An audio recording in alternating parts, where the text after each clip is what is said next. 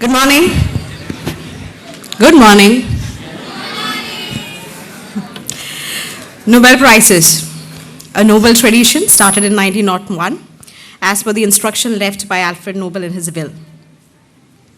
Alfred Nobel was a Swedish chemist, engineer, inventor, and businessman who gained fame and health through his business and revenue from 355 patents, of which dynamite is the infamously famous one. Certain instances in his life, especially a very freaky experience of a mistaken identity, of reading his own obituary titled Merchant of Death is Dead, made him introspect his contribution and evolve into a greater thinking and higher thought. What on earth achieves, or what should we achieve in our lifespan? How should we contribute to people and nature? And what should people say once you are back to ashes or soil? Nobel Prize, the most prestigious research award, are given to those, quote unquote, to those who, during the preceding year, has conferred the greatest benefit to the human mankind. The idea of having Nobel Prize lectures in Somaya is a brainchild of our Vice Chancellor, Dr. Rajshekharan Pillai, and the responsibility was assigned to Somaya Institute for Research and Consultancy, CIRAC. On behalf of the entire team, myself, Parvati, welcomes you all for the fourth talk under the Nobel Prize Lecture Series 2022. We wanted to create an opportunity where prominent researchers who have experience and expertise with the art of troubleshooting on topics of current Nobel Prize would connect and address our research community. We expect that this lecture motivates our young research minds to think beyond their discipline and appreciate the wholesomeness of research and the accomplishments by researchers. Each of the experts that you have heard earlier, and also that who will hear today, are experts in their field. They will help you gain and understand the concepts and provide crucial information through answering 4 pertinent questions. Why is this research work Nobel Prize worthy? What is the impact of the study? The possible careers and research opportunities in this field. Before we begin, some basic rules. Kindly switch your mobile into silent mode so that the speaker is not distracted. Listen and assimilate rather than discussing with your friends who are next to you, so that you're mindful about the decorum of the auditorium and also the speaker. Kindly pose questions at the end of the talk. Please raise your hand or rise so that our team will bring mic to you. Before we begin, may I request you all to rise for the campus prayer, please? Thank you.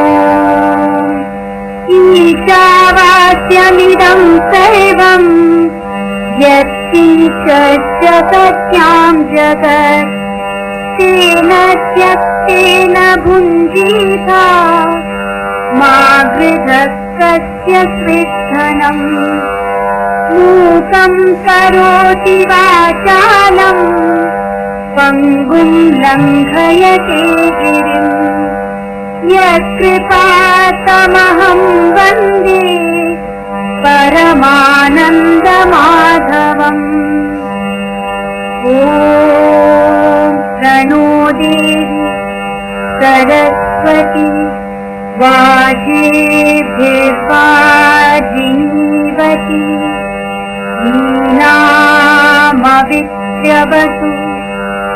ॐ चोदयित्री सुनृतानां चेतन्ती सुमतीनां यज्ञं दधे सरस्वती ॐ असतो मा सत्समय तमसो मा ज्योतिर्गमय मृत्योर्मा अमृतं गमय ॐ सहनावतु सहनौ भुनक्तु सह वीर्यं करवावहै तेजस्विनावधीतमस्तु मा विद्विषावहै सर्वेऽत्र सुखिनः सन्तु सर्वे सन्तु निरामयाः सर्वे भद्राणि पश्यन्तु मा कश्चित् दुःखमाप्नुयात् ॐ शान्ति शान्ति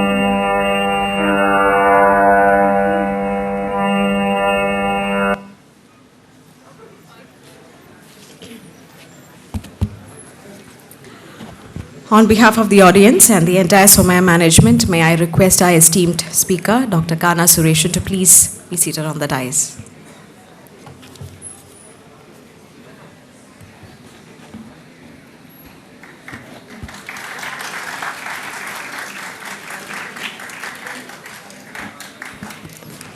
May I request Dr. Tally Davis, Assistant Professor, Department of Polymer Sciences, to please introduce our speaker for the Nobel Prize category, Chemistry.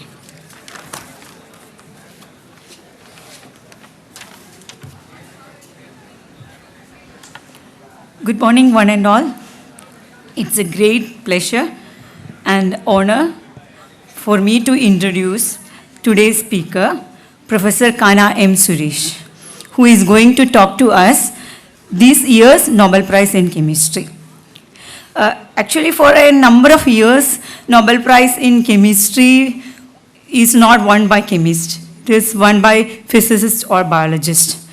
This year, it went to pure organic chemistry, click chemistry or bio-orthogonal chemistry.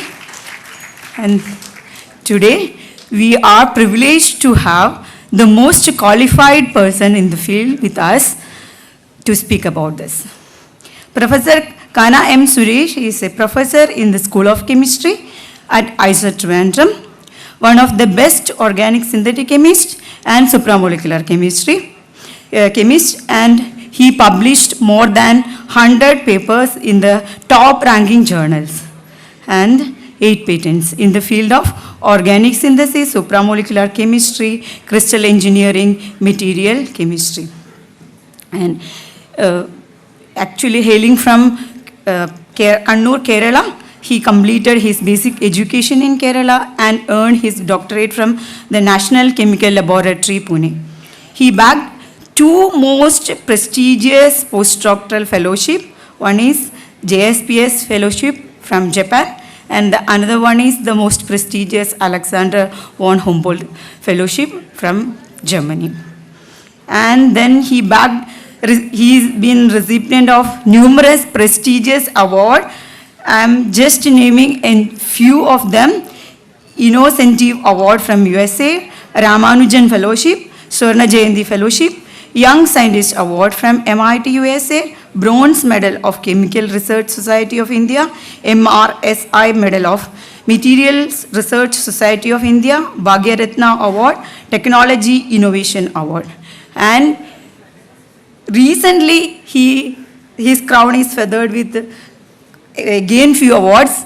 Important ones are the prestigious Rajiv Goyal Prize in 2001, and he is the advisory member of Angewandte Committee. In chemistry, it is one of the prestigious journal, and if you look at his publication, more than 50% are Angewandte Committee itself. So, Angewandte Committee actually profiled his author profile recently, and he is ACS Applied Polymer Material Science Board member too.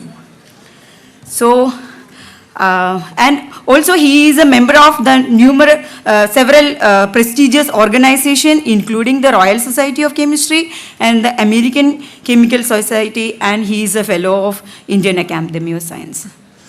So I'm sure you all are eagerly waiting to hear from Professor Sureshan what is click chemistry, what is bioorthogonal chemistry, why it is so important to receive a Nobel Prize. So welcome, sir. Dice is all yours.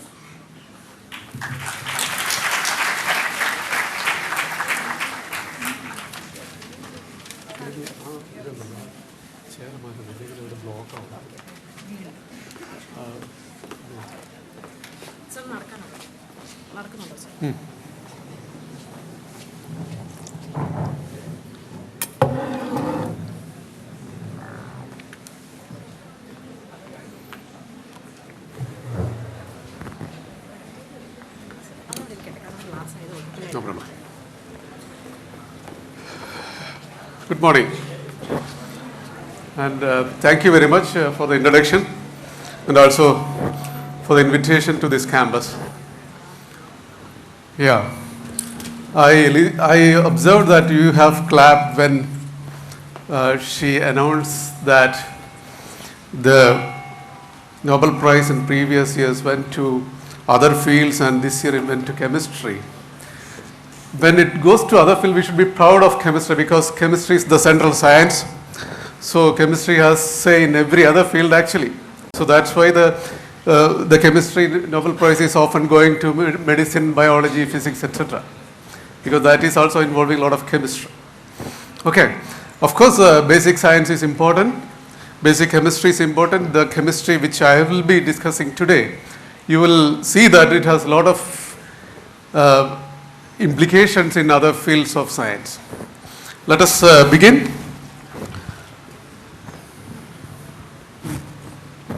Yeah, this year's Nobel Prize went to three people, as you know. One is, this is not working now.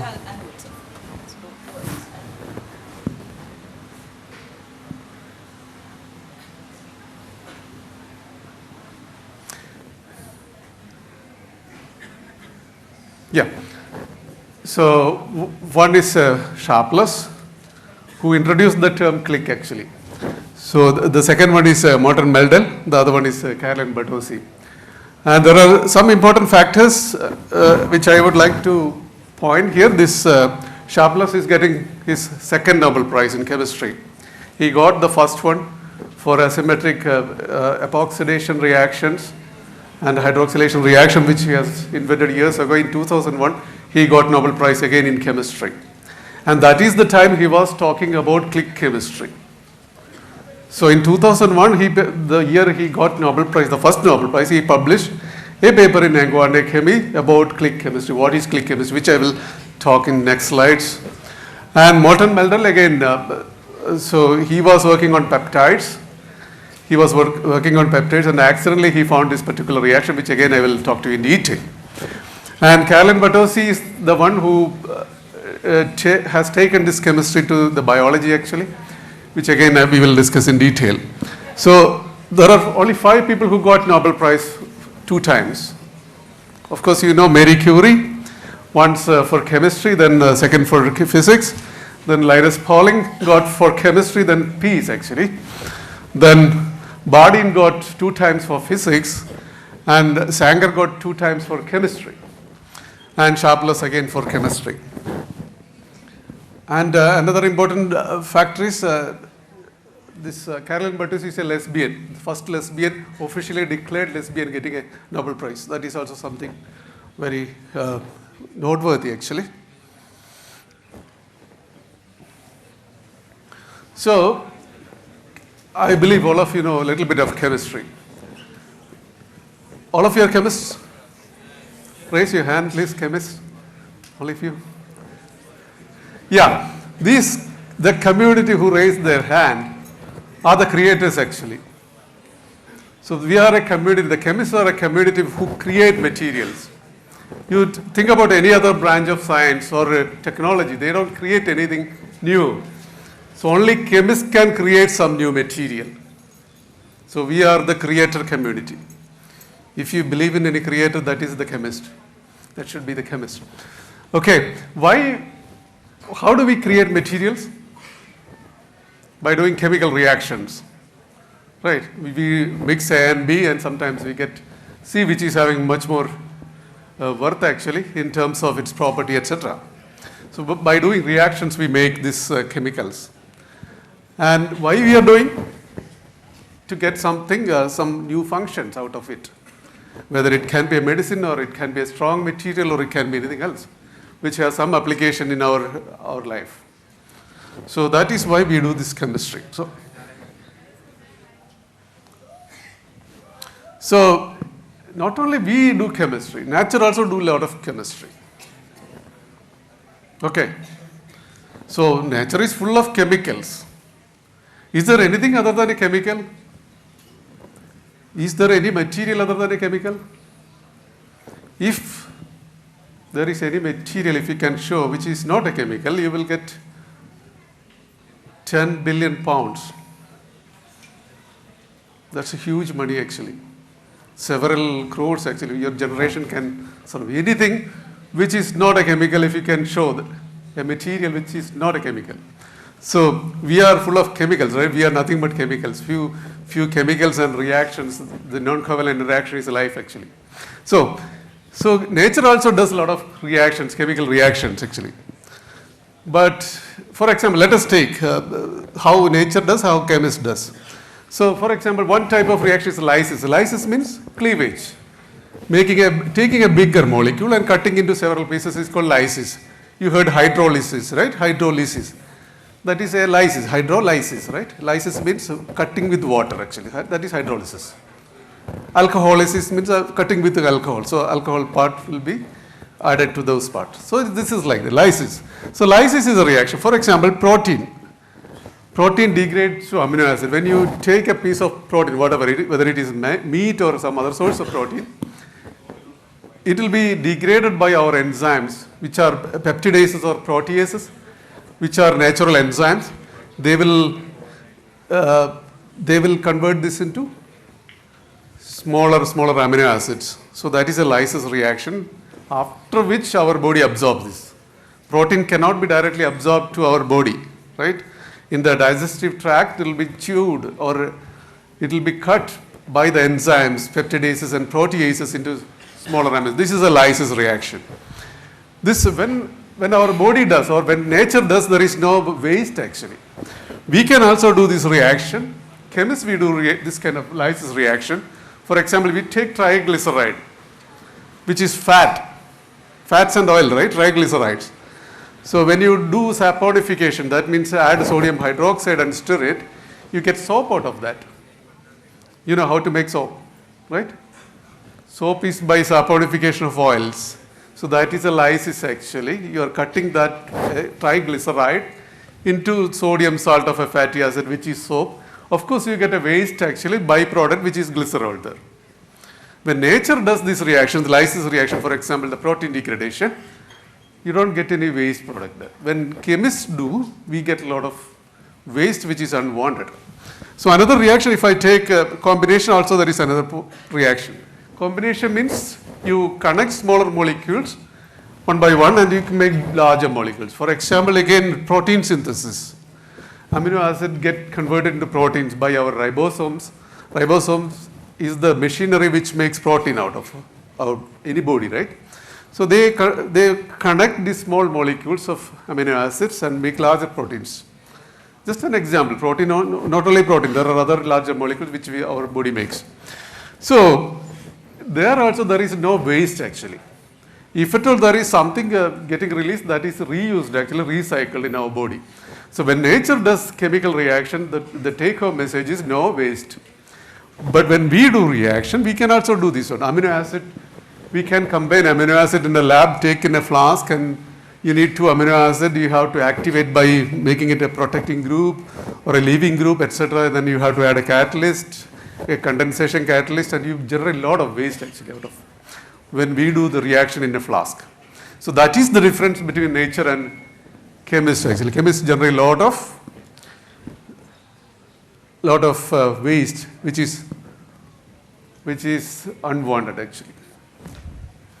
So this is a simple reaction which I have shown. This we do for the practicals actually for BSc, right? We take phenol and we make paracetamol. That is a simple chemistry. So we do nitration. First is nitration. dilute nitric acid, you get a mixture of orthonitrophenol and paranitrophenol. So we don't want orthonitrophenol for the paracetamol synthesis. So this is a waste actually for the first step itself. You get two products. One is the one you require, the other one is a waste according to this. And then of course you need sodium borohydride or some other reducing agent to make it to aminophenol, para-aminophenol. There is a purification required actually. A chromatographic purification using silica, gel, solvent, etc. Or some other crystallization method, again you require solvents. Then you introduce acetic anhydride to make acetylation, sodium acetate as a catalyst also. So that is also regenerated as waste. So this is an estimate. For every kilogram of drug we synthesize, we make 100 kilogram of waste. This is a general estimate for any drug, any simple drug molecule like paracetamol. If it is a very complex drug, the waste we produce is much more actually. When chemists do reactions, we make a lot of waste.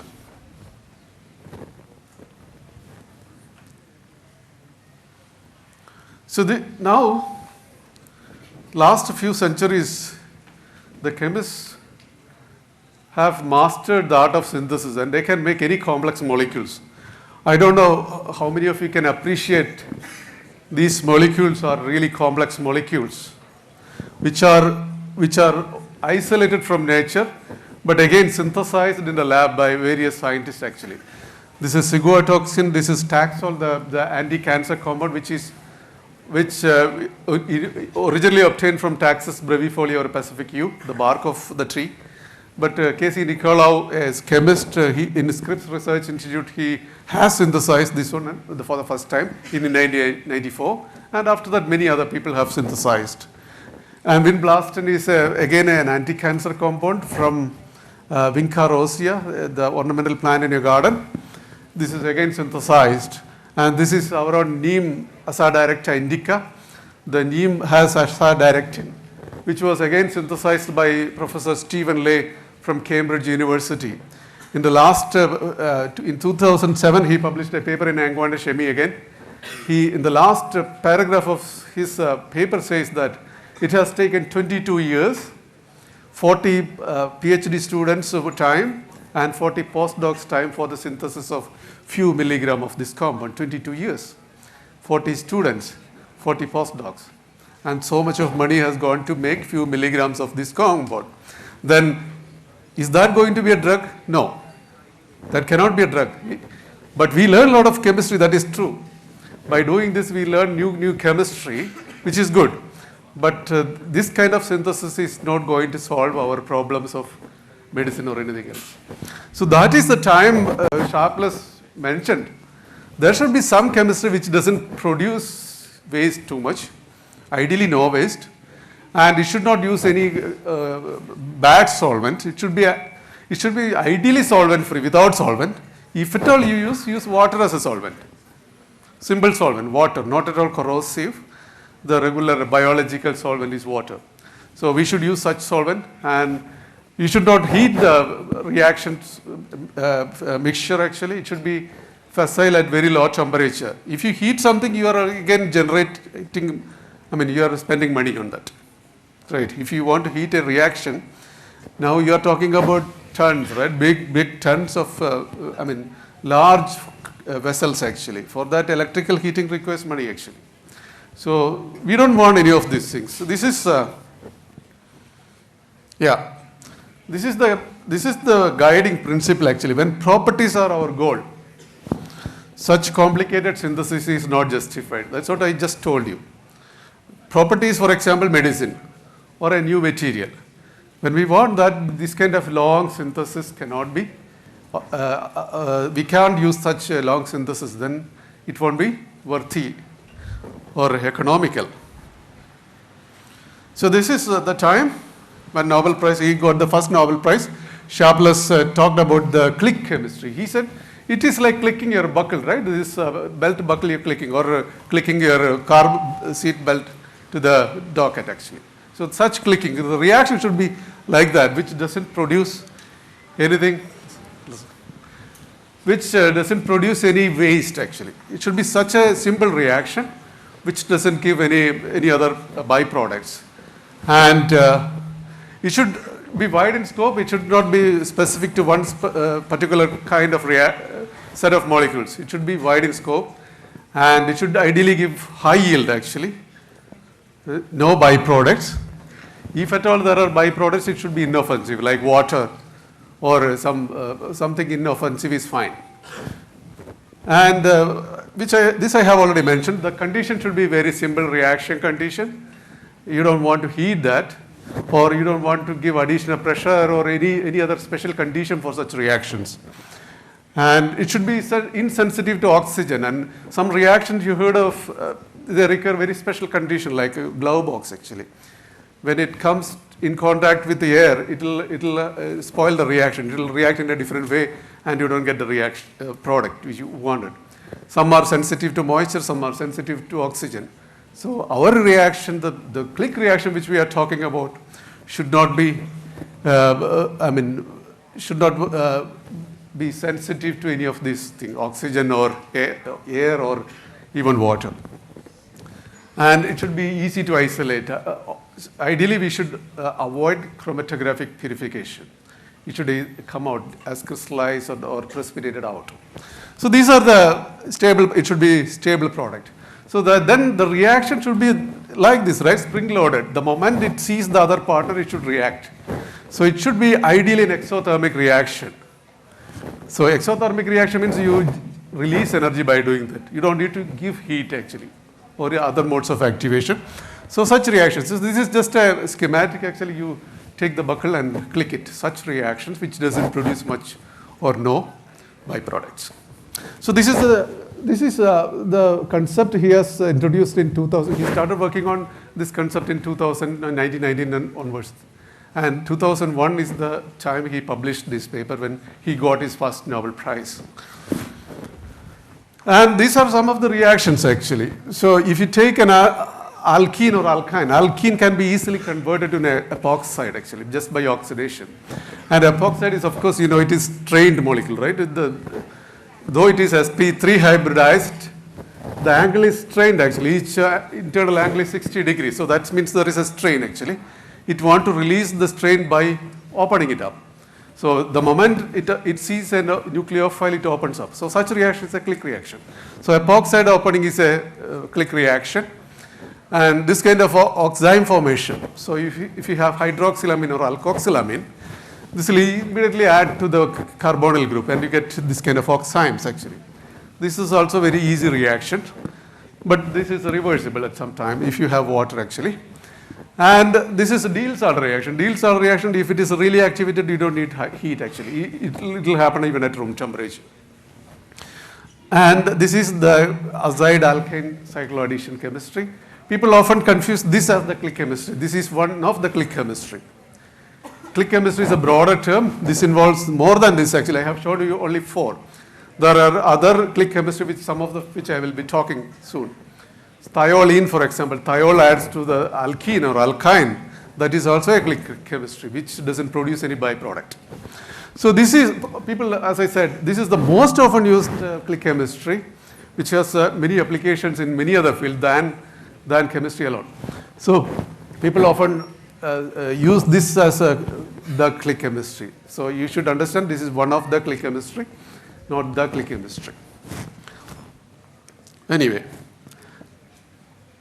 actually this chemistry, I'm talking about the azide alkane cycloadation chemistry. This was introduced long ago actually, in 1963. This was a paper published by Rolf Huisgen, who has discovered this 1,3 dipolar cycloaddition reaction. Not only this one, many other 1,3 dipolar cycloaddition reactions. And he passed away last year actually at the age of 99. So unfortunately he couldn't see the Nobel Prize in his own field actually. So he just passed away last year. So he realized that when you heat azide and alkyne, it generates triazoles.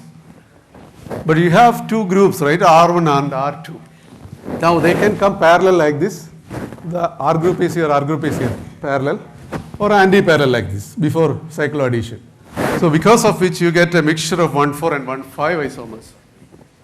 And also you require very high heat very high temperature for this reaction, about 150 degrees centigrade. So these are two problems actually for that chemistry, which no one used actually. Though it was a good chemistry, I mean, you can cycloide and make an aromatic compound actually, but the problem of mixture, having 1:1 mixture, almost 1:1 mixture of two products, plus the high heat, which prevented people to use this chemistry for many other synthetic purpose. This just stayed as just a reaction and which no one used much. That's what I want to say. And that is the time, sorry, Mendel was working on peptides actually. He wanted to introduce make a Winon, right? And an alkane, you attach an alkane at the terminal, the CH you can remove and you can add a COR actually. So conjugated ketone actually with the Winon you can say. So he wanted to make a Winon. So in his peptide he has this particular alkyne group with a CH at the terminal. And Winon chemistry was known actually if you use copper catalysis and RCOCl, it will make a Winon if you have an alkane. Unfortunately or fortunately in his peptide there was an azide at the other end actually. So instead of making Winon, he found that this is forming a cycloadduct which is the triazole. This was a serendipitous or accidental result for Mendel actually. So he published that paper in JOC in 2002 in the month of April. And just a few months in July, there is another paper from Sharpless in Anglo-Indian Chemistry. So that is in water. The previous Mendel's work was in organic solvents. In both cases, they have used copper 1 as the catalyst. So don't think that Sharpless has taken idea from this published paper because this paper was submitted even before the acceptance of this JOC paper actually. So Sharpless was really working for Click. The other one got it as an accident. But both published in the gap of just 2 months actually. Copper 1 catalyzed cycloaddition. The beauty is that it reacts at room temperature. The problem is solved. Problem of the Huisgen reaction is solved, which requires very high temperature. Now you need only room temperature. Even below room temperature, this reaction can happen. And the other problem was the selectivity.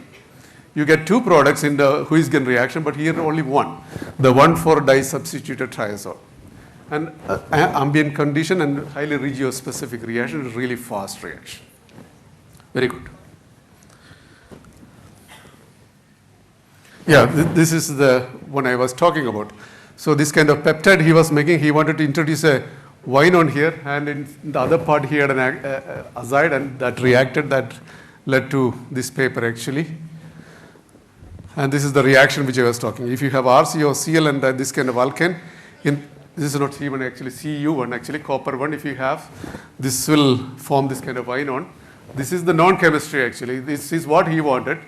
But in his peptide, not in here actually, there was another azide actually, then that reacted actually.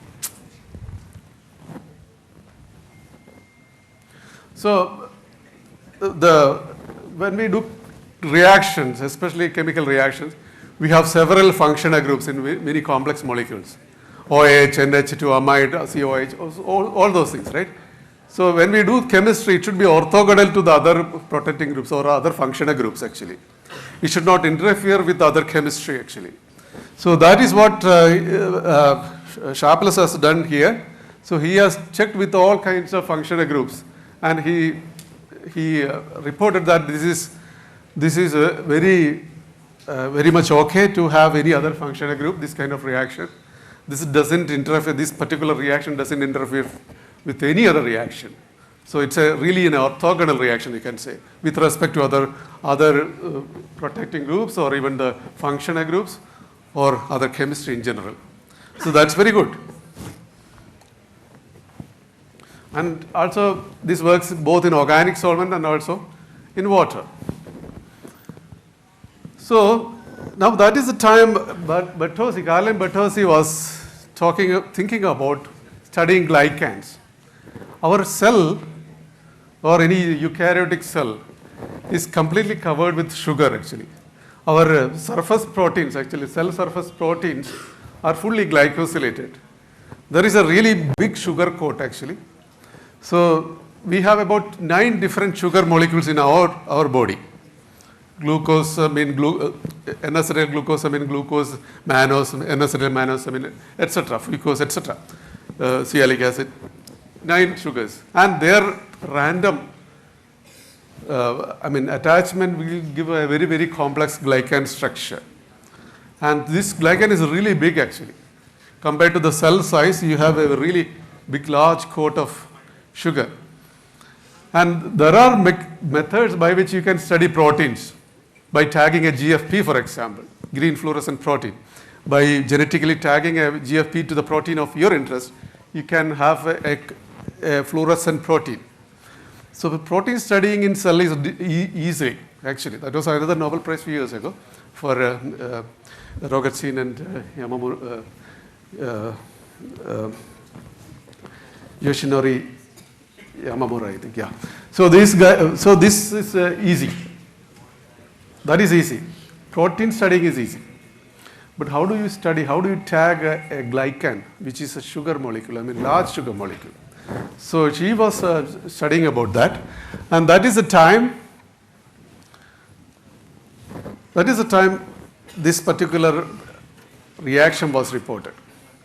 So azide reacts with alkane to give a triazole linkage. Now, you can introduce a fluorescent material to your cell with an alkyne, for example. But how to introduce an azide in your system? If you have an azide in your sugar unit, the sugar in the body actually, somehow if you can introduce an azide in your body, that azide, then you can introduce a fluorescent tag with an alkyne. Then it should react in cell actually. But the problem is you can't use copper catalysis in cell, right? In living cells, how do you use copper? Copper is dangerous. You can't use copper catalyst inside the cell actually. So to overcome that, she has done something very interesting. So why do you want to study a particular protein or a particular sugar? For example, cell is full of chemicals, right?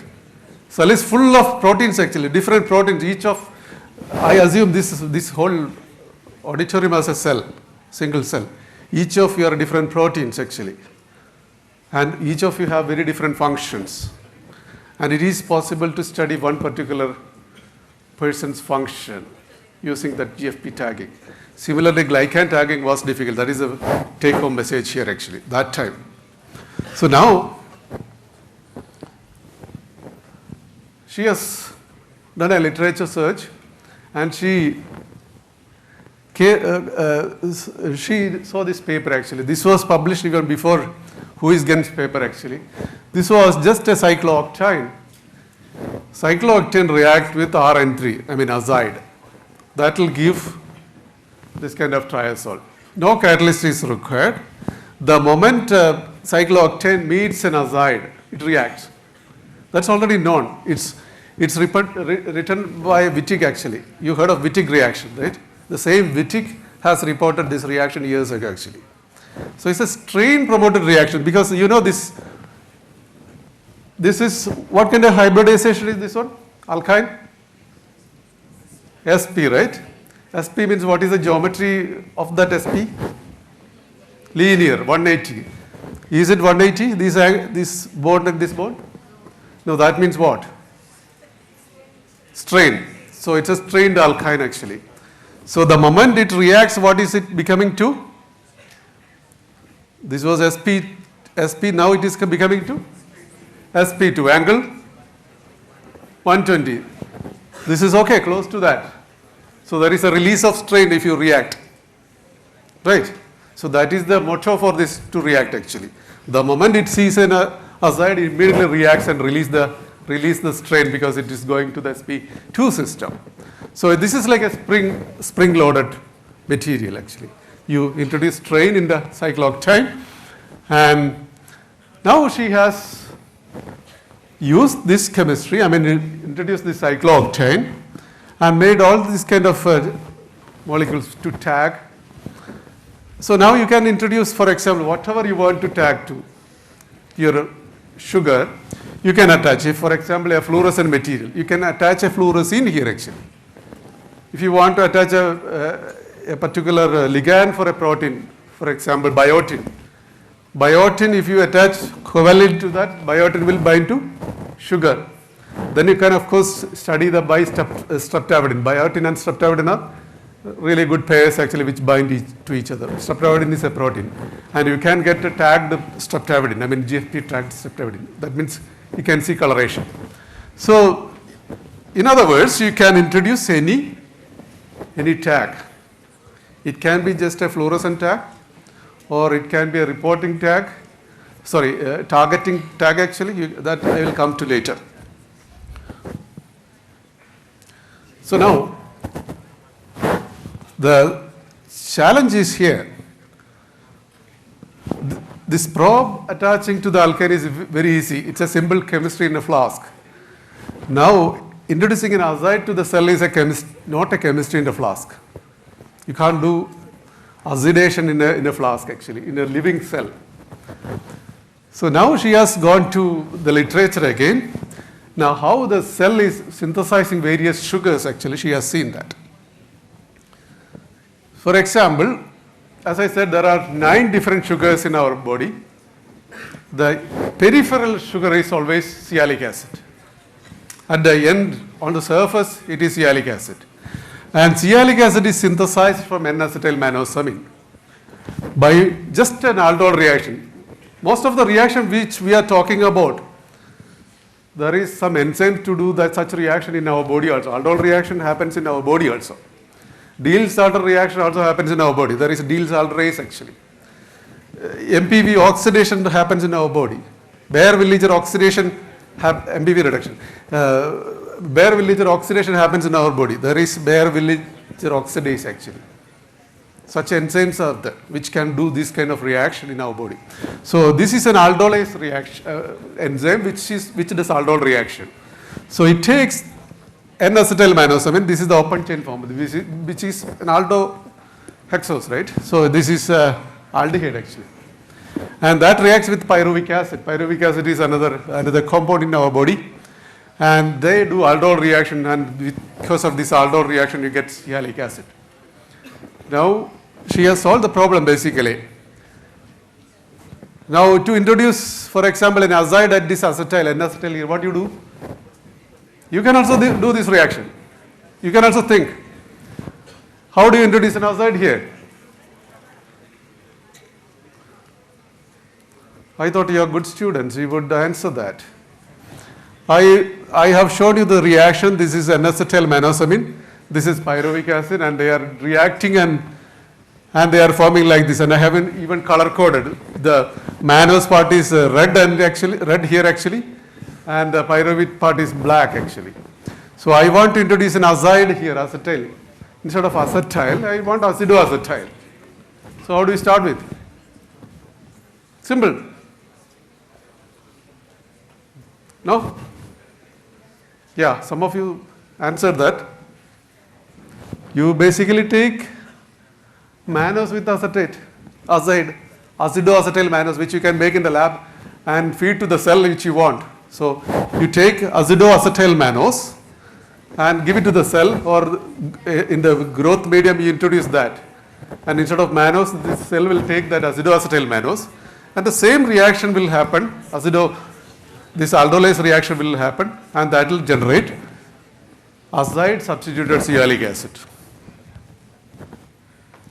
So that is what she has taken.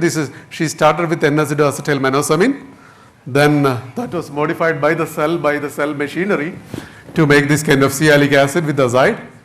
Now she has this one. This is a protein. This is the glyco part actually, sugar part. Now at the end you have azide actually. So you have exposed azide by using simple.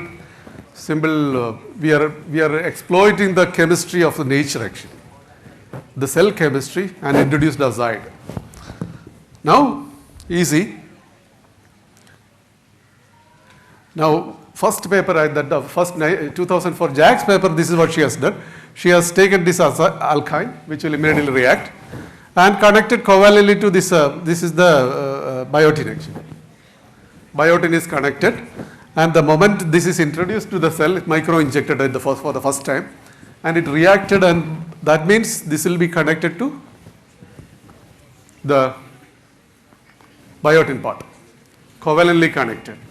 Now the moment you attach, bring avidin or streptavidin, which is connected to FITC. FITC, fluorescein isothiocyanate, which is fluorescent actually. So you have modified the FITC or avidin with a fluorescent tag actually. That fluorescent protein, if once you attach, the whole thing become glowed actually, fluorescent. This is the first paper on that. So yeah, this is the picture actually, the real live cell actually. You can see the fluorescent, the glycoproteins are at the cell surface. In the plasma membrane, you can see this is the part where the glyco part is there. She has studied that for the first time. And people have introduced several other octines actually. This is much more strained actually than the previous one, because there is also an sp2 center next to the sp actually. So it's much more strained than the previous one. So this is by Geethy and Boone. So this is another carbohydrate chemist. He has developed that. Many people have done it. And in this case, they have studied fucosylation. So fucosylation, and at different points, where is fucosylation? He has studied that fucosylation happens at the Golgi apparatus initially, at the initial phase stages of the growth, then later move to different parts. The temporal positioning of different sugars, which could be studied by this chemistry. Same chemistry. Now, until now, she has done this chemistry in a cell, not an organism. Isolated cell, you can get cells, right? Different kinds of cell lines you can get. So now, she thought about doing reaction in a living organism. This is much more complex actually. Because in our living organism, there are n number of different cells and they have n number of different chemistry actually. All cells are not equivalent actually. So how do you do reaction in a living organism? So first she has used zebrafish actually. Zebrafish is an organism which people usually use as a model organism because it's very transparent. You can observe microscopically the changes actually. So she has introduced the same thing actually. This is again, this is N-acetyl galactosamine. This is a different sugar. Again, azide is introduced here. Guys, you should not talk. When I talk, you should not talk. You will have time. Otherwise, you raise your hand and ask questions. Okay? So this time, they have used galactosamine. This is a different sugar. And azide is introduced. And you have micro-injected again the sugar into the embryo actually. So the fertilized embryo. And at different stages of its development of that zebrafish, they have studied where this particular galactose is going, N-acetyl galactosamine is going. And that is the time they understood. Initially it is at the Golgi apparatus, then it is moving to the vacuoles, then it is going to the plasma membrane at different stages actually. So such spatio-temporal studies in what space and what length, time, where what kind of sugars are expressed. So this is the first study to study talking about the glycans actually. Glycans change with time in a living organism. This was a science paper 4 years later actually, 2008. Yeah, so this is the same chemistry again. The same chemistry, so how it was introduced, micro-injected initially. Then that was converted to, so the cell biosynthetic machinery converted into a UDP sugar actually, UDP galnac, that is the donor actually.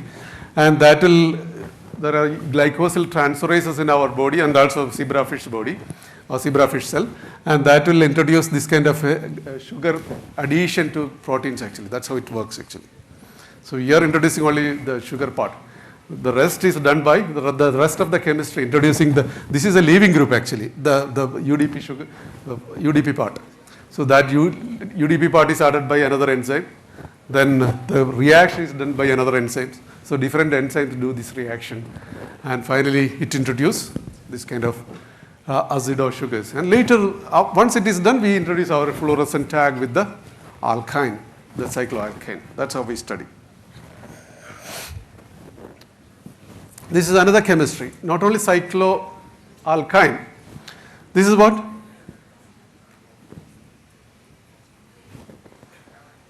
This bond is what? Double bond, right? But this is a trans double bond. Trans cycloalkanes, again they are strained. Why they are strained?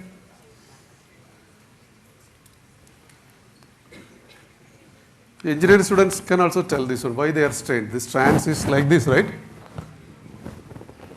This is strained because especially in a small ring like octane or below, because you have already 4 carbons fixed at that position, right?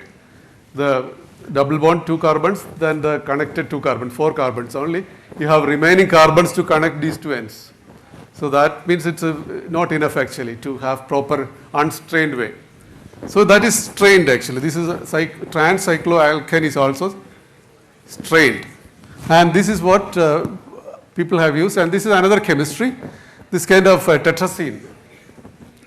This is called tetracene. Once you introduce tetracene, they will undergo Diels-Alder reaction first. This is the diene part. This is the dienophile part, and they will undergo Diels-Alder reaction. Then you get a bicyclic system. Of course, you know what. Then again, it will undergo retro-Diels-Alder reaction, reverse of the Diels-Alder reaction, eliminate a molecule of nitrogen, and you get to that. And this is how it forms. First Diels-Alder reaction followed by a retro-Diels-Alder reaction, you get to that. So this means you can connect this part to this part. So click is essentially that, connecting 2 parts actually. Whichever part you want to connect, you can connect. Okay, lot of application in various other fields, so which we'll talk about soon. Let's see in medicine how it has this particular chemistry. So at the introduction, the introducer talked that we should address how this particular chemistry has influenced other branches of science. Let us see how it has influenced medicine, for example. So a drug discovery, of course, I know most of you are pharmaceutical chemists, pharmacy students, some of you at least. So this is the process actually. Where you find a disease and find a drug target, which is usually a protein or nucleic acid sometimes. Then develop an assay, how to read out actually, whether it's binding or not binding. Then you make a library of molecules. Large library of molecules is required to get a drug actually. We start with the crores of molecules to end up with 1 or 2 final molecule actually. So that is a challenge for the chemist actually, to make large number of library to start with for the initial screening. Then lead identification, you find some are having some interaction with this particular protein of your interest, which is the drug target. Then you optimize the lead by tweaking the structures, and then it goes to the preclinical trials in rats and other organisms to see its toxicity profile, for example. Then it goes to, if it succeeds there, it goes to the clinical trials. Phase 1 in healthy volunteers, phase 2 in actually patients in a small number, phase 3 in a large number of patients, even phase 4 also, after introduction to the market actually. So this is how it goes, and it takes about 12 to 15 years, a drug discovery. And it costs like close to 10,000 crores of rupees. Okay. To introduce one drug to the market, it approximately costs 10,000 crores of rupees actually. That's why it's not easy to get a drug into the market actually. So previously our sources of drug were natural products. These are all drugs you already know. For example, epibadidine is a drug for, it's an analgesic actually, painkiller. This is collected from the skin of that African frog. And this is Taxol, which I have talked about. This is the broad spectrum anti-cancer compound which is isolated from Taxus brevifolia. This is a painkiller, again morphine, which is isolated from opium poppy actually. Then this is a spider lily, which gives a pancreatistatin, which is a drug for breast cancer in the phase 3 clinical trial actually. And this is Vinblast again from Vinca rosea for cancer again. And this is an antibiotic from this particular mushroom. And of course, penicillin we know from penicillin, again another fungus actually. So these were usually our sources of drugs initially. But isolation of such a material is very, very tedious actually. Each plant has about more than 10,000 different compounds in them, secondary metabolites. And isolating them, purifying them is a Herculean task. So that is not the easiest way. So people now don't do this kind of plant-based drug discovery. They don't isolate material from plant and do the drug screening actually. Nowadays, the chemistry has improved. I mean, our chemistry strength has improved. So we can make library of molecules, random library of molecules, or a specific set of library of molecules. Or you can say, in a chemical space, you can go to any direction and make all kinds of molecules using different chemistry. And one such chemistry is, for that, this click chemistry is very important. If you have a pharmacophore, non-pharmacophore for a particular protein of interest, you can tag with another pharmacophore. Pharmacophore binding is a new concept in drug discovery actually. So you can attach them very easily using click chemistry. And also you can make a library of compound. For example, I have shown a schematic actually, different 5 alkane and 5 azide. If you mix them, all of them in a single pot, all of them undergo click reaction, you will get 25 products actually. If you have a matrix of 10, you will have 100 molecules actually in one go. And the way we test is initially as a mixture, and whichever mixture is having some activity, then individually we test. That is how we test actually. Not all the individual 1 crore of molecule testing is difficult even in high throughput screening system. So this is one of the ways. Actually it takes a group of 10 or group of 100 even, then mild some activity, then you choose that particular group and then individualize. This is how we do. One method is that. So easy to make this kind of compound. In one day you can make even 10,000 molecules actually. If you have 100 versus 100 matrix, 10,000 molecule in one reaction actually, which people don't use actually because 10,000 is a problem actually. Then how do you identify the one which is very important actually? So usually 25, those are the usual system, combinatorial library. So this chemistry has improved actually because no byproduct. You don't need to purify anything because you have, usually it's very easy reaction. Just to remove the copper, most of the time the compound can be precipitated or crystallized.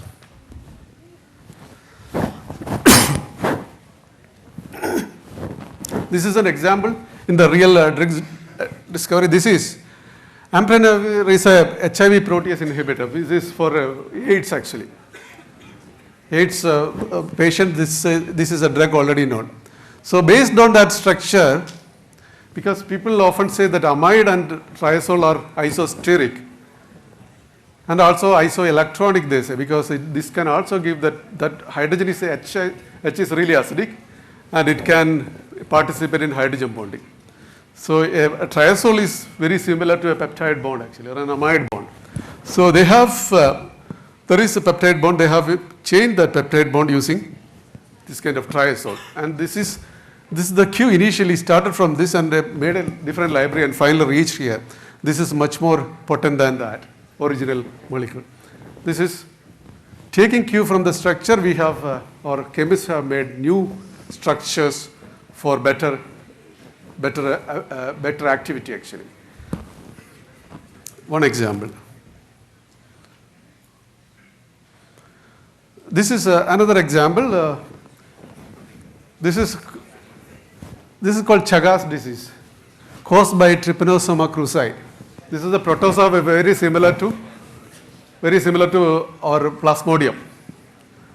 This was also the life cycle part-time in the fly, part-time in our body, in the RBC actually, red blood cells actually. Very similar to protozoa, the parasite for the malaria, right? Plasmodium.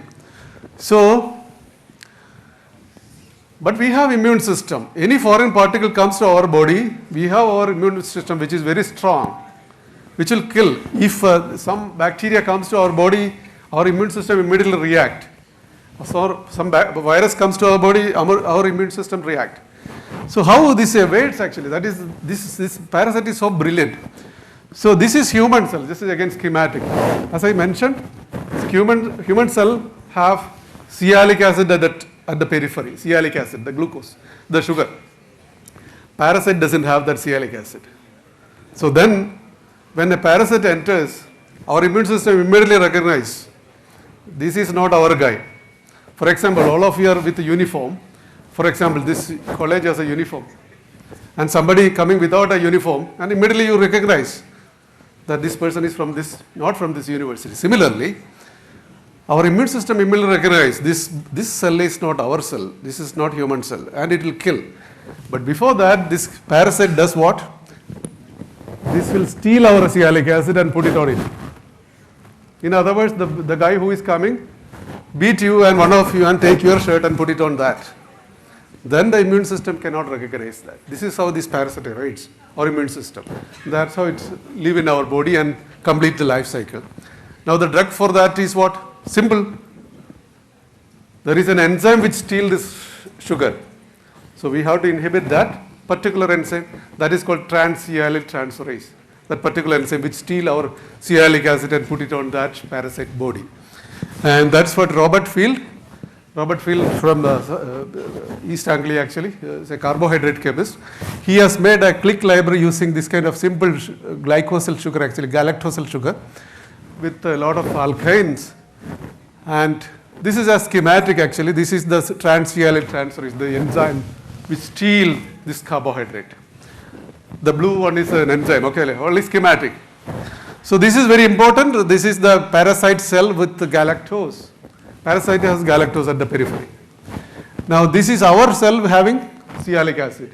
And this kind of binding at the reaction center is very important. This also has to bind, this also has to bind. Then only the transfer will happen.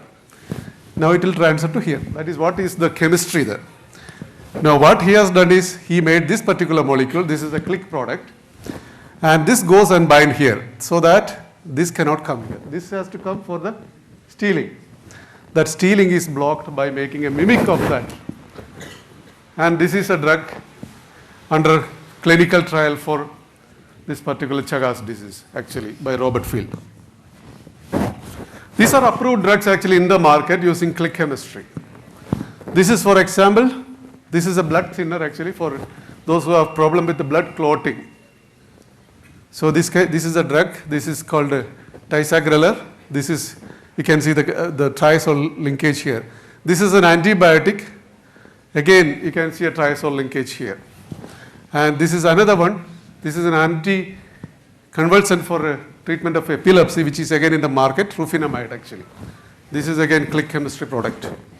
And this one, this is for a bacterial infection for pneumonia, community acquired pneumonia.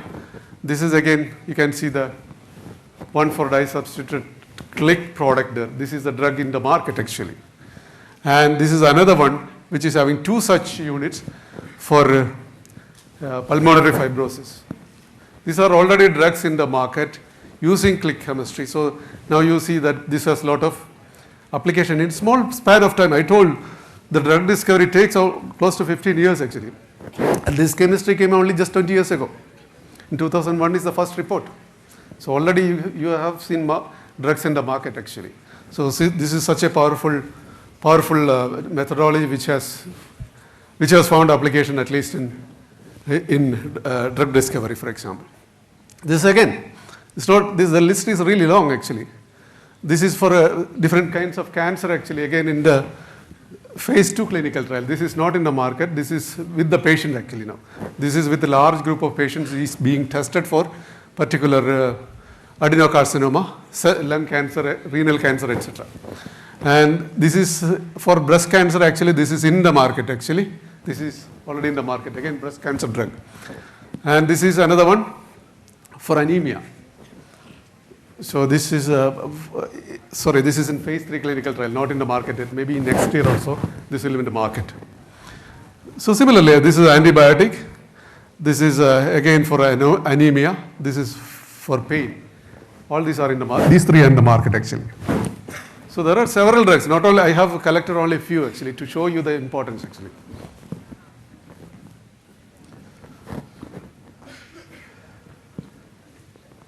So vancomycin. So this is another application. Vancomycin is a antibiotic actually. Vancomycin has a sugar unit, a disaccharide unit here. But the problem with bacteria are they develop microbacterial resistance. So any drug you introduce into the market or into the system, bacteria develop immediately the resistance actually. Partly because of our problem, we don't take the full course of antibiotics. We stop when the symptom is reduced, still bacteria is in our body. So the bacteria is, the strong bacteria are coexisting with the drug and they slowly develop resistance to that particular drug. That's how bacterial resistance is being generated. So we are also party to that. So each time bacteria develop a resistance, we cannot make new drugs, right? It's very tedious making new drugs. So this is one approach actually, glycorandomization. You change the glycosyl part. You have two sugar units. You change the glycosyl part by click chemistry. So you introduce an azide here in the first glucose. Here, this is the glucose unit. Now, every time you want to make it, you put a new sugar actually, we're using click chemistry. So that's easy actually. So such randomization, you randomize the glycosyl part. A glycon part is same, glyco part you can randomize using click chemistry. This is being done actually. And cancer, people are trying for getting a cancer vaccine. In most of the cancer, this particular sugar, N-acetyl galactosamine, most of the protein get glycosylated with N-acetyl galactosamine. We have N-acetyl galactosamine, a normal range. But in cancer, in all the cancers, this particular sugar will be too much in all the proteins actually. Wherever serine, threonine are there, this will be there actually. So this can be possibly an antigen to develop antibody in our body. Or in other words, if you make something like this, a sugar conjugate having several N-acetyl galactosamine that can be introduced into our body as a vaccine. Danishevsky is trying for this kind of research for a long time. So again, he uses click chemistry. So he take a peptide. You need a carrier to take this kind of glycosyl units. So an array of glycosyl units is required, not one is enough. So this kind of, this is a non-peptide actually which is harmless. And he introduced this kind of alkyne, then introduced this using chemistry, click chemistry. And he is trying for making cancer vaccine using this chemistry. Yeah, this is for HIV vaccine again. HIV has a protein called GP120, glycoprotein 120 in its surface. So that has this MAN9 actually, N-acetyl manosamine, 9 of them in that periphery of that particular protein. So now people are taking this kind of mannose units as a possible vaccine candidate. If you have such manosamine, several of them, 9 more or even 4 more is enough actually. People have recently found that just 4 mannose connected is enough to generate antibody. So people are making this kind of cyclic peptide and making this kind of tetramanosamine as a possible vaccine against HIV using click chemistry. The click is the one which is connecting the peptide is the carrier, peptide to the sugar part.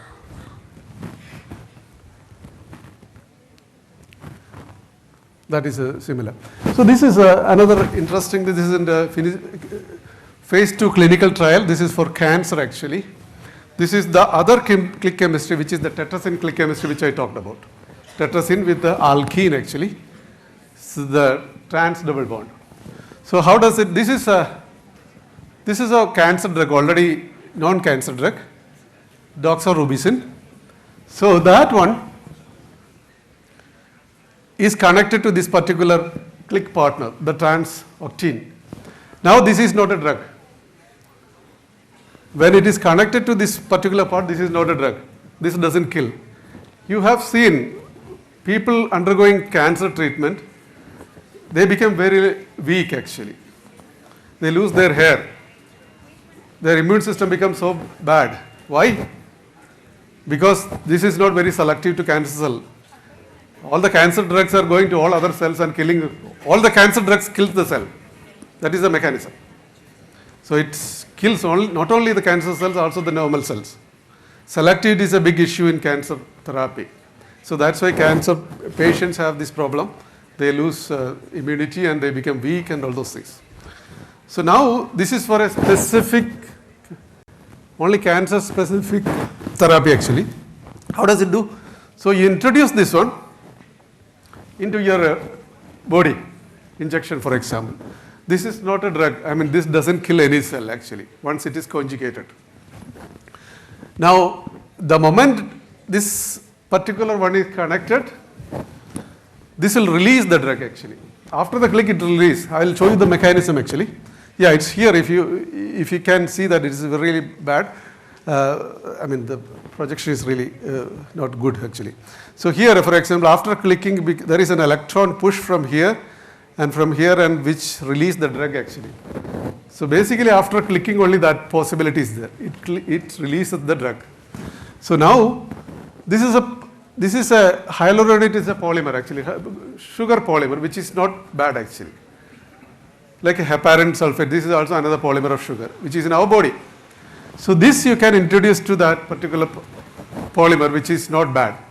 So now first you introduce the whole pro-drug actually, which is not harmful to the whole body. Now wherever cancer is there, you inject this particular polymer.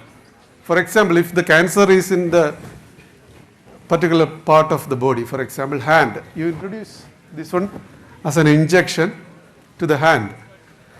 Then it will react only there. The doxorubicin connected one is reacting there only, and it releases only there. So the rest of the body is safe actually. So it's a targeted delivery of drug actually using this click chemistry. This is in phase 2 actually, where Carolyn Bertozzi is the advisor of this company actually. It is not her chemistry. It is one of the click, but it's similar to her idea. That's why she is in the board actually, and it is in phase 2 clinical trial for site-specific cancer therapy. Yeah, this is very similar to that. Here it's a different approach actually. So in cancer, there are some enzymes which are overexpressed. For example, topoisomerase, because you need faster multiplication. So topoisomerase is something which is required for DNA splitting actually, right? I mean, for the multiplication. So that is overexpressed in all cancer cells. So now if you introduce an antibody connecting to the topoisomerase, antibody is the one which binds to that, right? Specifically bind to topoisomerase. So you can generate that. Now to that you can attach this kind of octene also by using normal chemistry. Then to that you can attach a drug, for example any drug, doxorubicin or whatever. This I don't know which drug they have used it here particularly. So they can introduce a drug also, which is not a drug anymore because it is connected. Then you introduce into your system, IV, intravenous. It will go to where? It will go to only cancer cell. Why? Because you have antibody for topoisomerase. Topoisomerase is more in cancer cells. So that will selectively goes to that particular cell. Then later you inject again the other partner to release the click. Once it is clicked, it will release the. First you make the target to go to specifically to cancer cells. Then introduce the other partner to click release. Then it release at the site and release. Here, this is the other partner. Once it goes to the cancer cells and bind there, then you introduce the tetrasin. Then tetrasin bind and it undergoes click chemistry and release the drug. So in polymer synthesis, for example, now let us come to another field, polymer. Polymer, this chemistry has done a lot of things in polymer actually. Polymer, for example, you have hydrophobic polymer, hydrophilic polymer. If you want to make an amphiphilic polymer, just click them together. So that's very easy actually. Now using click chemistry, you introduce one azide, one alkane and click them, and you have polymer with better functionality, better property. And all kinds of polymer people have made. This is using click chemistry. You can see, you can have even this particular linkage, the triazole linkage in the backbone actually. So taking a diene and diazide. It's a new chemistry, right? Previously we had diamine and dicarboxylic acid for making nylon kind of polymer. Now you use diazide and dialkane. That will make a backbone polymer. Then this kind of alkane polymer we can make, alkane attached polymer we can make and later connect if you want glucose there, for example. You want to make a hydrophobic styrene, for example. Polystyrene is hydrophobic actually. It will not dissolve in water. But if you want to make it water soluble, what you do? Attach sugar. So how do you attach? So you make a polystyrene with an azide or alkyne and introduce the sugar with azide or alkyne, the complementary partner. So then you will have a lot of sugars on the polymer and it will become soluble. So such change of functionality is possible, and this kind of star polymer, different kinds of structurally different polymer. For example, graphene or carbon nanotube. This is carbon nanotube. This is fullerene. This is graphene. Easy to introduce azide actually. There are methods to introduce azide. You can make an epoxide and open the epoxide with an azide. And to that you can attach a polymer. They'll have different functionality. This is mainly for physics and other material science. And they have a lot of application, especially for electronics and other conducting properties, etc.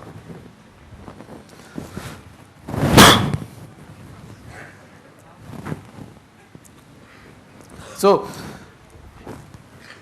applications of click. So what is the limit? Limit is only your imagination. What you can do with click chemistry. If you want combine two functionality, two property. In a paint, for example, in paint you have hydrophobic material, then colorant you have, then adhesive, all those things. If you have an idea to combine all these things using click chemistry, it's possible. Of course, we have to try whether it is still functional having all this property. But so idea is the limit actually for click chemistry, whatever you want to link. Now, for example, if you want to deliver a drug specifically to mitochondria, or specifically to endoplasmic reticulum, or specifically to nucleus, there are small peptides which are targeting to these kind of organelles actually. We know that already. Mitochondria trackers are there, which goes only to mitochondria. Now, if you want to take, for example, some of the drugs has to reach mitochondria, especially cancer drugs. So how you take? So attach the mitochondria tracker by click chemistry to the drug, and it will selectively go to that, even to the compartment actually. The example I have talked about is going to the specific tissue. Now you are talking about in a cell actually, wherever you want, in a specific compartment that is possible. And that is being done actually. Not only in medicine, to study the importance of various organelles, their chemistry. People are using tags, different fluorescent tags, etc. using simple chemistry. This is much more better than using a GFP tag to study proteins actually. GFP tag is having 238 amino acid. Acuria Victoria, that protein, GFP, green fluorescent protein is 238 amino acid, 200 kilodalton actually.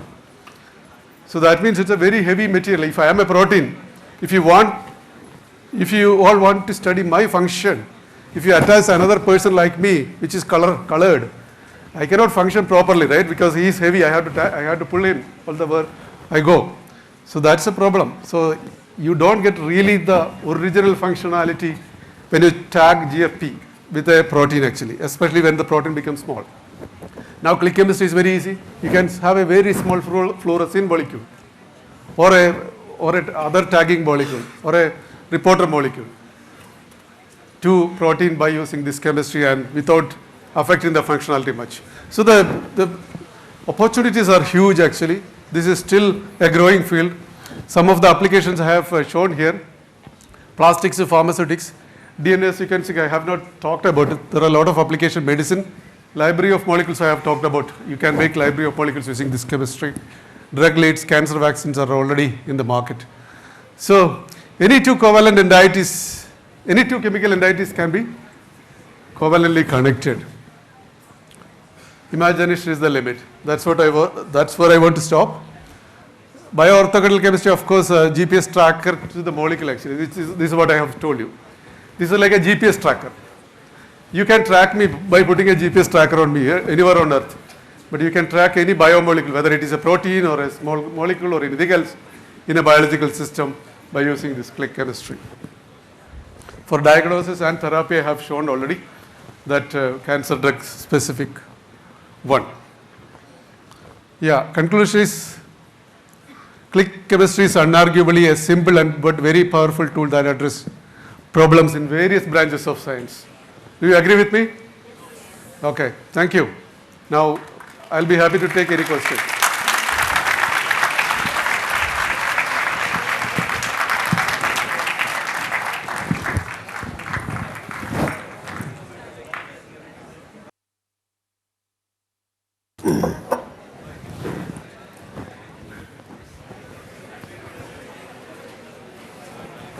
The floor is open for questions. Yes, please.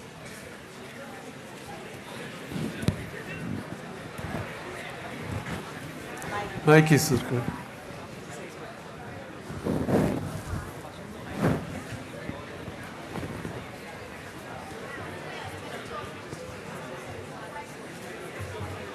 A very good afternoon, sir. Sir, my questions are two questions. One is you were talking about the pro-drugs and their delivery. So I was just wondering whether this click chemistry is only applicable to the carrier drugs. Is it limited to, especially with respect to the anti-neoplastic type of drugs? Or we have now, as you said, we are now changing from derivatizing from the plant extract to actually seeing the activational part, where the anti-metabolites is what I'm actually thinking. Is that possible for anti-cancer drugs? Yeah, I think I have answered that actually. Some of the slides, I mean 2 slides I have completely devoted for drug molecules out of click chemistry. There are drug molecules on its own which came out of click chemistry or this triazole chemistry. Nucleotide activation. Yeah? Nucleotide and phosphorylation activated type. Nucleotide? And phosphorylation activated type. No, I don't know which pathway it is acting. Yeah. So I have shown you some examples of drugs which is already in the market, Yeah. which is a purely drug actually. It's not a, the tracker or the other one, the Inactivated type, pro-drug. Yeah, not a prodrug actually. It is Okay. actual drug. Okay. And also the randomization of vancomycin, glycorandomization. Another example which you are mentioning about, you can make a library of, from existing drug for example, you can change slightly the structure and get a new drug actually. People are doing a lot of that. That one of the anti-HIV drug is that actually, Yes, yes. Amprenovir actually.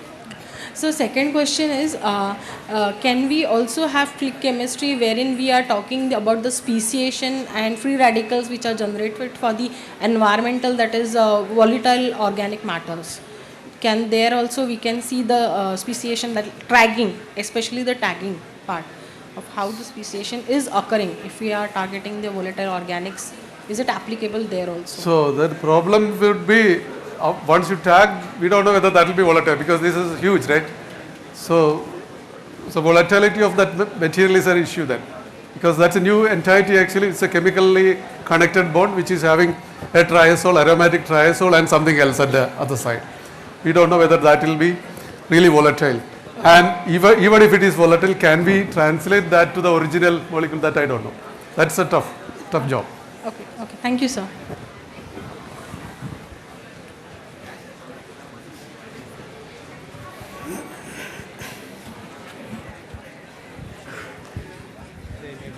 Any other questions?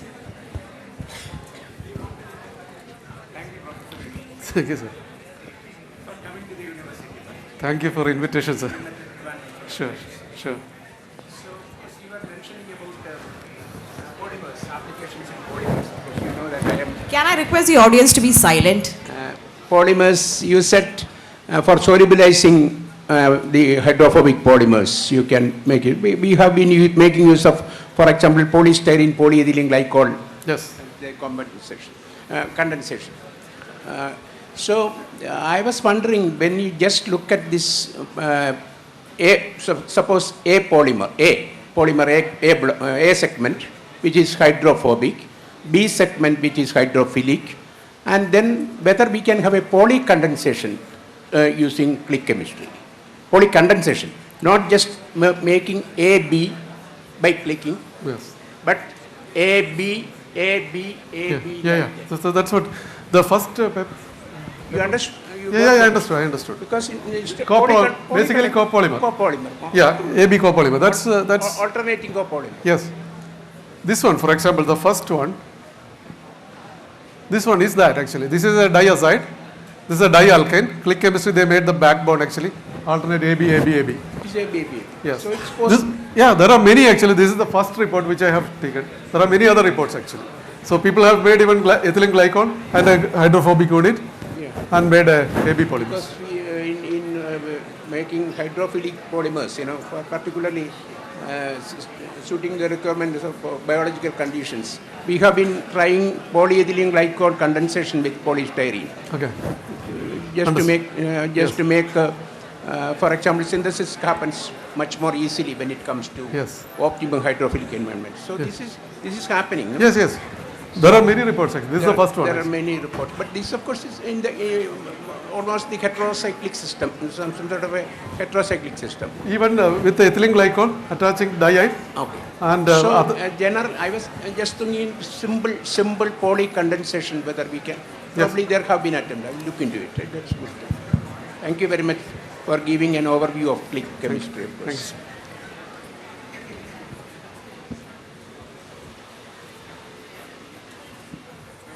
Professor Shivaram is here. He told he would like to see you. Oh, he's here?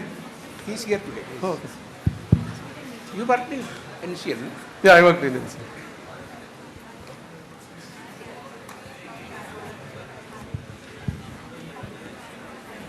There are no more questions. On behalf of the Somaya community, may I request our Honorable Vice Chancellor, Dr. Rajshekharan Pillai, to please felicitate our guest, Dr. Kana Sureshan, sir, please. He is also the brainchild behind the Nobel Prize lecture series.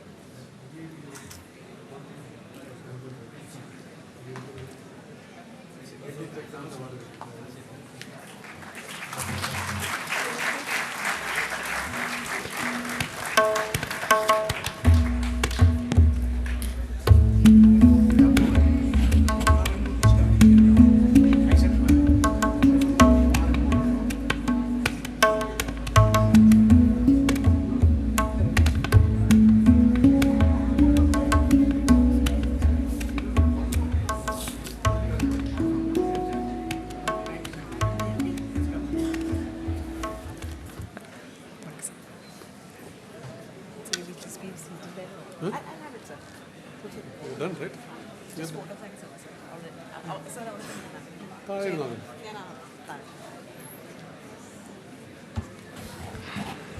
Now may I request Dr. Veena Khilani, Associate Professor, Department of Chemistry, to please deliver the vote of thanks.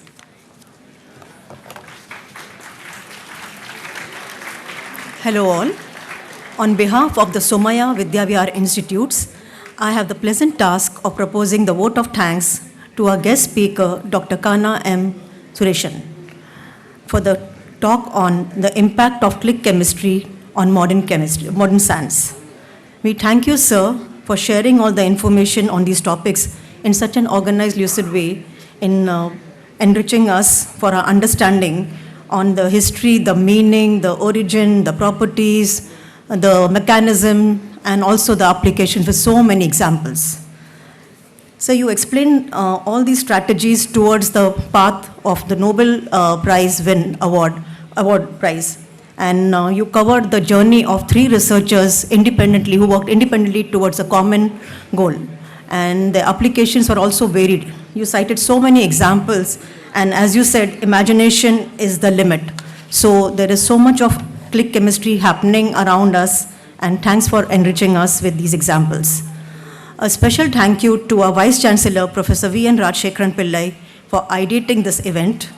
This lecture series is one of a kind, and it is a perfect way to inspire our young research minds.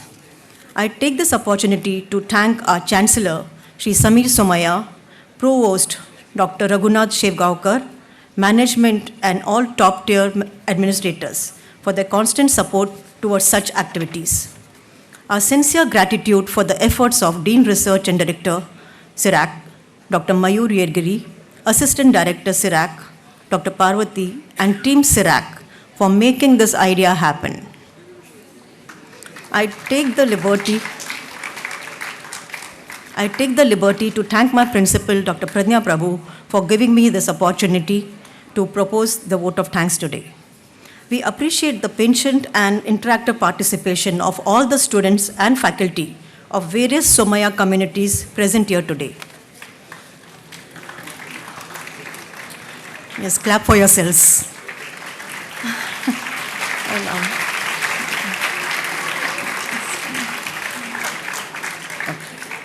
The support staff are the silent arms for the smooth conduct of any event. We acknowledge the regular support of Sri Ashok Kundar and his team for the auditorium booking along with the necessary logistics, Jinal Studio for the mic and technical assistance, Awa Studio for the furniture requirements, Sri Amay Rane of our IT team for coordinating with the Jinal Studio to make this event stream live on YouTube, and the PR team for the flyer design and the promotional activities. My sincere apologies in case I missed out on any names who have directly or indirectly contributed to make this event a great success. Thank you to all.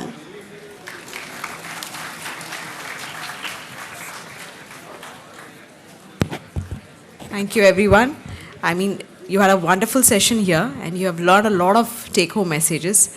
Click chemistry is giving you an unimaginable power. But just two more take-home messages for you. Being patient is virtue.